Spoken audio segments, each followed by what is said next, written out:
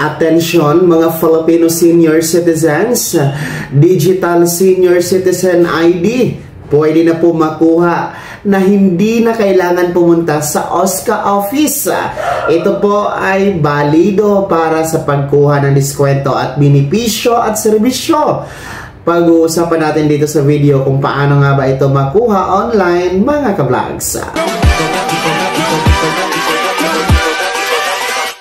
Hold up.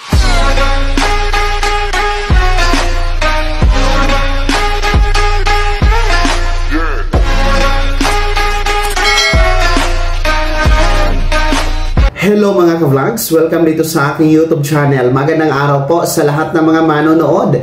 Saan po kayong dako sa mundo? Kumusta kayo mga ka-vlogs? Eto ha, mga lolo at lola, paano nga ba kumuha ng Digital Senior Citizen ID na hindi nyo na kailangan pumunta sa OSCA office? Ito po ay magagamit ninyo sa mga benepisyo, serbisyo at iba pang diskwento na para po sa inyo. Mamaya-maya pag-uusapan natin. Pero kung bago ka pa lang dito sa aking channel, i-click nyo muna ang ating subscribe button na nasa baba.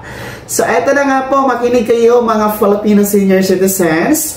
Alam ko po, marami sa inyo ang hindi pa alam kung paano nga ba kumuha ng senior citizen ID na digital. Alam ko, marami po sa inyo ang hindi pa alam kung ano nga ba itong digital senior citizen ID at ito ba ay para saan magagamit? Ano ba ang kaibahan niya doon sa physical na senior citizen sa OSCA office na makukuha? Well, mga lolo at lola, itong ating Digital Senior Citizen ID ay inilunsad po ng National Commission of Senior Citizens or NCSC kasama po ang Department of Information and Communication Technology or DICT noong August 15, 2025.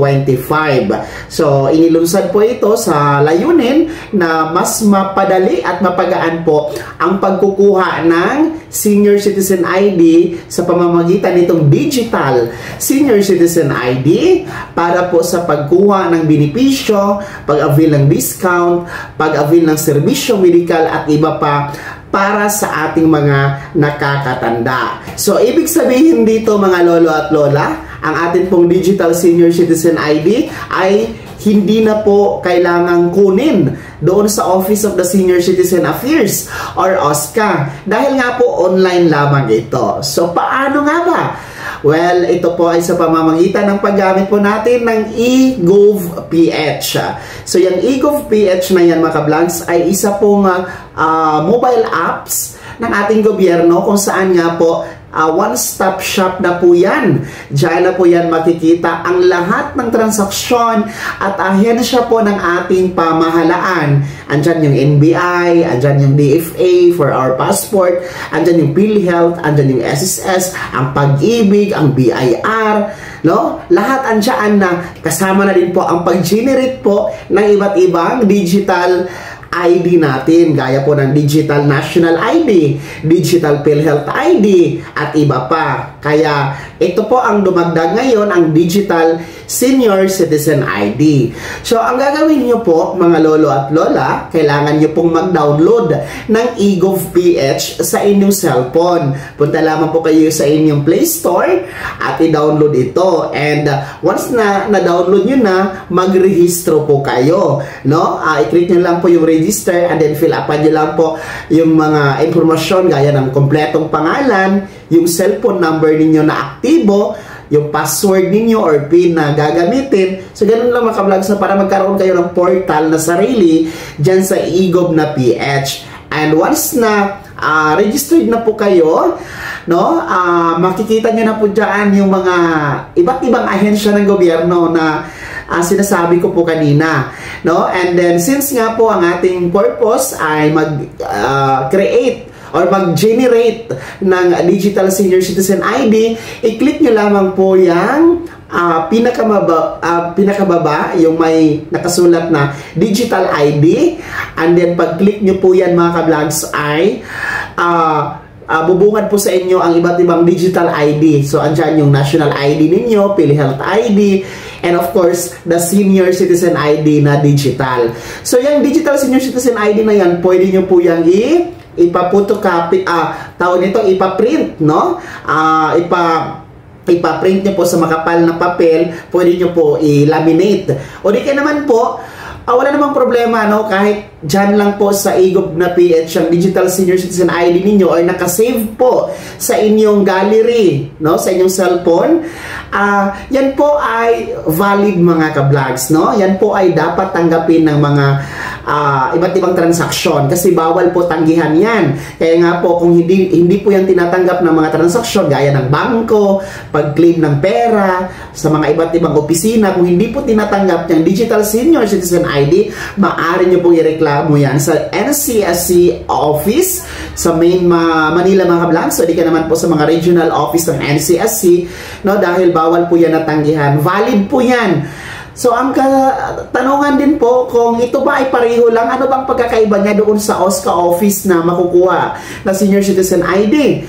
Well, ang kasagutan, wala po siyang pagkakaiba. Pareho po sila na valid ID doon sa physical ID natin, no?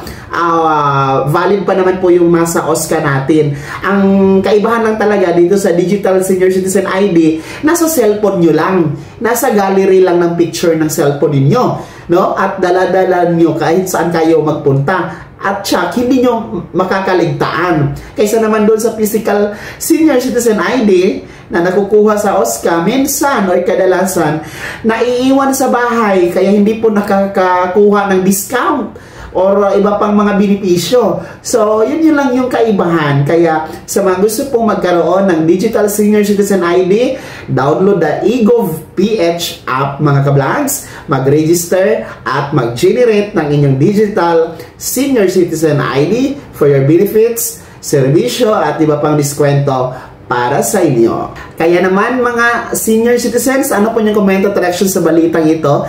Gusto kong itanong kung sino sa inyo dito ang meron ng eGov PH app. Pangalawa, sino sa inyo dito ang naka-generate na po ng Digital Senior Citizen ID dyan sa inyong eGov PH na app? Pangatlo, saan po ba ang mas komportable kayo or mas madali sa inyo? Yung physical senior citizen ID na nanggaling sa OSCA o itong Digital Senior Citizen ID mula sa eGov PH? Lahat ng yan, mga komento ninyo at reaction, ibahagi nyo po sa comment section na nasa baba.